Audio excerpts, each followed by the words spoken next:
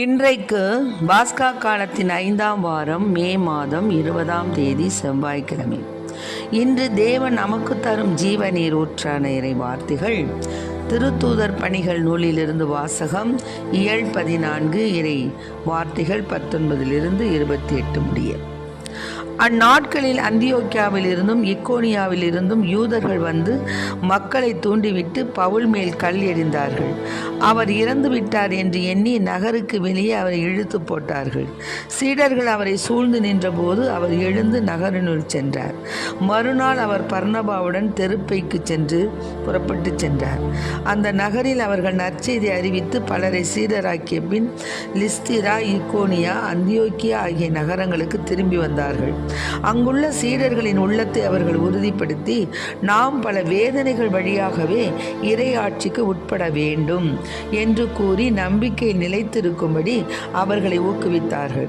அவர்கள் ஒவ்வொரு திருச்சபையிலும் மூப்பர்களை தேர்ந்தெடுத்து நோன்பிருந்து இறைவனிடம் வேண்டி தாங்கள் நம்பிக்கை கொண்டிருந்த ஆண்டவரிடம் அவர்களை ஒப்படைத்தார்கள்.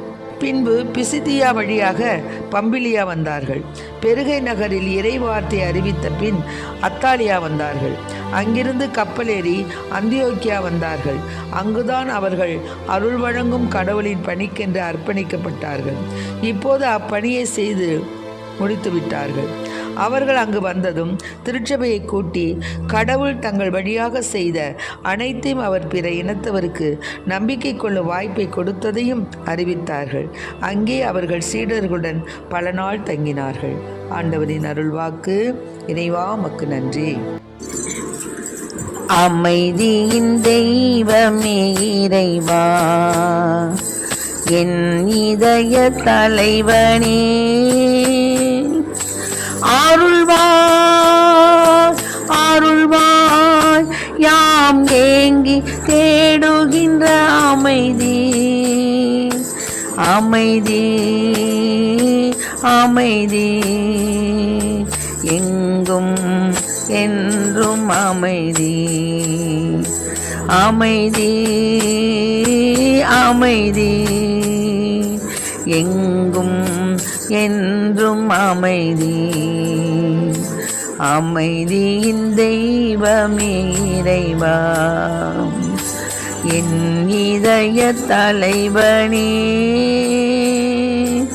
அருள்வாய் அருள்வாய் யாம் ஏங்கி தேடுகின்ற அமைதி, அமைதி அமைதி எங்கும் என்றும் அமைதி. நீதி பாதையில் நடப்பவர் சுவைப்பது அமைதி, அமைதி தியாக சிகரத்தில் நிலைப்பவர் பெறுவது அமைதி, அமைதி அன்பு மொழியை விதைத்திடுவோம், அருளின் பயிரை அறுத்திடுவார். அன்பு மொழியை விதைத்திடுவோர், அருளின் பயிரை அறுத்திடுவார். அமைதி, அமைதி எங்கும் என்றும் அமைதி, அமைதி அமைதி எங்கும் என்றும் அமைதி. அமைதியின் தெய்வமே இறைவா, என் இதய தலைவனே, அருள்வாய் அருள்வாய் யாம் ஏங்கி தேடுகின்ற அமைதி, அமைதி அமைதி எங்கும் என்றும் அமைதி, அமைதி அமைதி எங்கும் என்றும் அமைதி. ஆம், அமைதியின் தேவன் நம்முடன் இருக்கின்றார். அக்காலத்தில் ஏசப்பா சீடனை நோக்கி கூறியது, அமைதியை உங்களுக்கு விட்டு செல்கிறேன், என் அமைதியை உங்களுக்கு அளிக்கிறேன். நான் உங்களுக்கு தரும் அமைதி உலகம் தரும் அமைதி போன்றது அல்ல. நீங்கள் உள்ளம் கலங்க வேண்டாம், மருள வேண்டாம். யோவான் எழுதிய நற்செய்தி 14:27-31 வசனங்கள். நீங்கள் உள்ளம் கலங்க வேண்டாம், மருள வேண்டாம். நான் போகிறேன், பின் உங்களிடம் திரும்பி வருவேன் என்று நான் உங்களிடம் சொன்னதை கேட்டீர்களே. நீங்கள் என் மீது அன்பு கொண்டிருந்தால் நான் தந்தையிடம் செல்வது பற்றி மகிழ்ச்சி அடைவீர்கள். ஏனெனில் தந்தை என்னை விட பெரியவர். இவை நிகழும்போது நீங்கள் நம்புமாறு இப்போதே இவை நிகழும் முன்பே சொல்லிவிட்டேன். இனி நான் உங்களோடு மிகுதியாக பேசப் போவதில்லை, ஏனெனில் இவ்வுலகின் தலைவன் வந்து கொண்டிருக்கின்றான். அவனுக்கு என்மேல் அதிகாரம் இல்லை. ஆனால் நான் தந்தை மீது அன்பு கொண்டுள்ளேன் என்பதையும் அவர் எனக்கு கட்டளையிட்டபடி செயல்படுகிறேன் என்பதையும் உமக்கு உலகு தெரிந்து கொள்ள வேண்டும். இதைத்தான் சொன்னார் ஆண்டவர். ஆக இதே தான் அந்த காரியங்க தான் இங்கே அந்த அந்தியோக்கியாவிலையும் இக்கோனியாவிலையும் இந்த யூதர்கள் மக்களை தூண்டிவிட்டு பவுல் மேல் கல் எறிஞ்சு அவர் செஞ்சு இறந்துட்டார்னு சொல்லி போட்டு போயிட்டாங்க.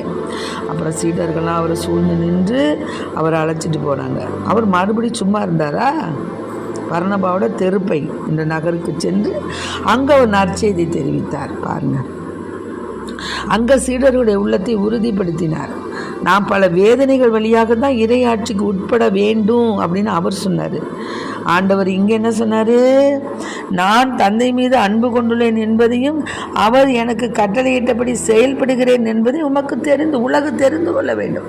அதே தான் அங்கே ராயப்பர் செஞ்சார். ராயப்பர் அவ்விதமாக அவரை என்ன செஞ்சாங்க? பவுல் மேல் கல் எறிஞ்சாங்க. அவரை செத்து போயிட்டார்னு நினச்சிட்டு போனாங்க.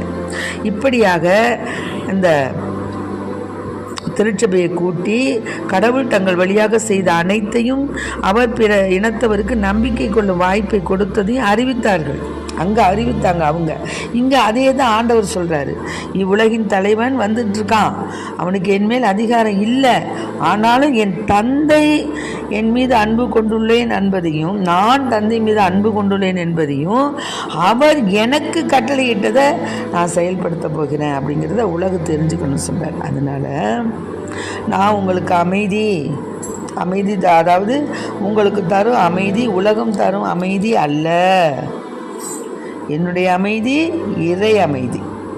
ஆகவே நாம் பல வழிகளில் நமக்கு துன்பம் வந்துருச்சுன்னா ஓடுறோம், ஒடியாடுறோம், பல வழிகளை தேடுறோம், பல தீய பழக்க வழக்கங்களுக்கு அடிமையாகிறோம். அப்புறம் என்ன செய்கிறோம்? ஓடுறோம். நம்ம போய் அங்கே போகிறோம், இங்கே போகிறோம், இந்த கோயிலுக்கு போகிறோம், அந்த கோயிலுக்கு போகிறோம்.